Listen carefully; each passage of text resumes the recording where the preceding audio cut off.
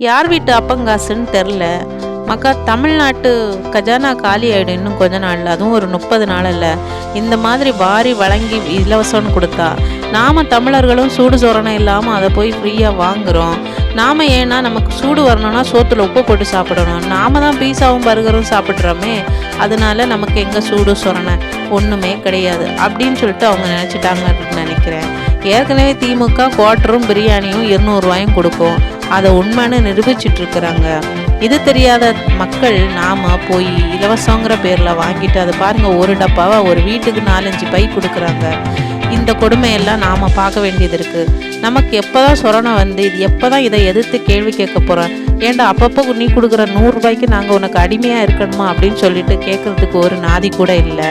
மக்களாகிய நீங்கள் யோசிங்க, இது யார் அப்பா வீட்டு காசு இப்படி கரியாக போகுது?